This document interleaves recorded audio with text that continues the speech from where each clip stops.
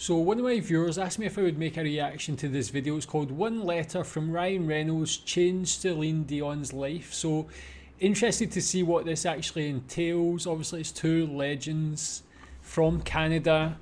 I'll be honest, of course I know a lot about Ryan Reynolds, but I don't know too much about Celine Dion. Of course I've heard her songs before, I know she's got a wonderful voice.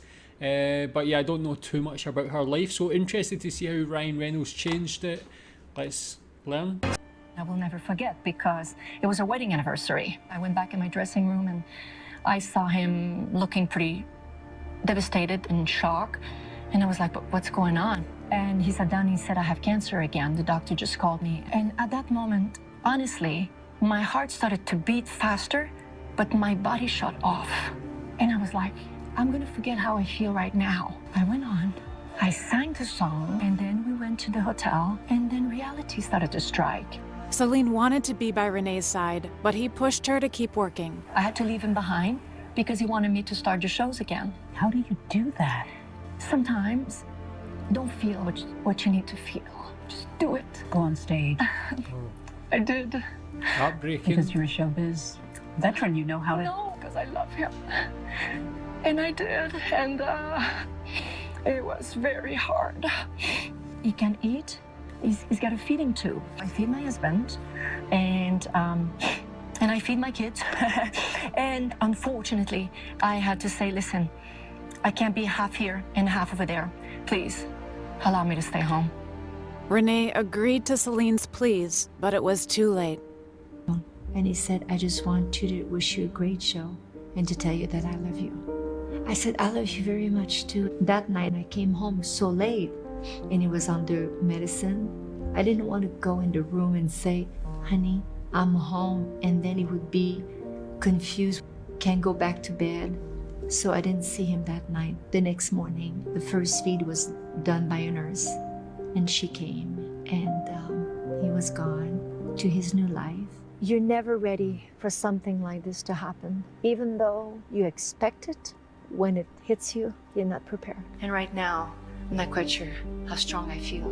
Celine kept losing people who'd been by her side since she was a little girl. My brother, who passed away of this pretty much the same cancer as him, died on Renee's birthday. We always had a house full of instruments. My brothers and sisters, they were my first influence. I was the luckiest one to represent all of them. And when Renee discovered her talent, she worked with him to become a musical legend. Fell in love with him for the way that he treated everyone around me, including my whole family, myself. I knew that you had something, the way you give yourself away when you sing. James Horner, My Heart Will Go On, came to see us to propose that song. I didn't want to record it. Thank God I let him decide in the business. After Renee's death, Celine tried to carry on with her music, but it was too painful. What's the hardest part going forward without Renee? I have to take decisions now. Do you think Renee would think that this song is appropriate? Did you ever consider not coming back to the stage? When he was sick,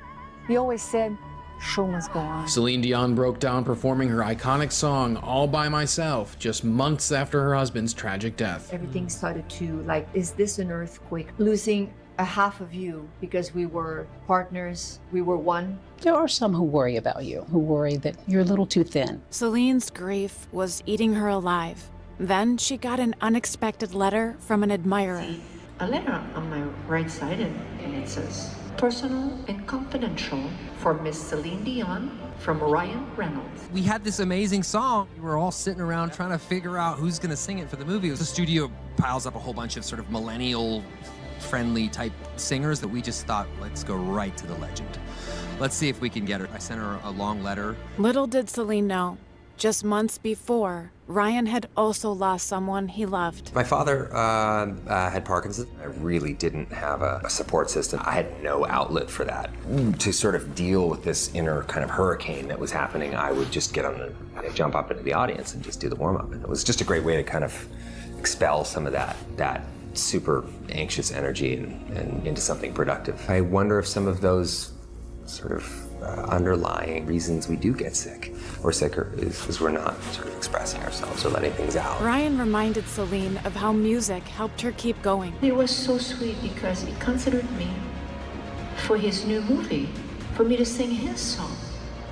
And when I played the song the first time, I was like, oh my gosh, this is such a beautiful song. I love it so much. The unexpectedly emotional theme song for Deadpool 2, sung by Celine Dion, is about beauty rising from the ashes of loss. She's a legend. I love her. Recording the song for Ryan was the first step to building a career without Renee.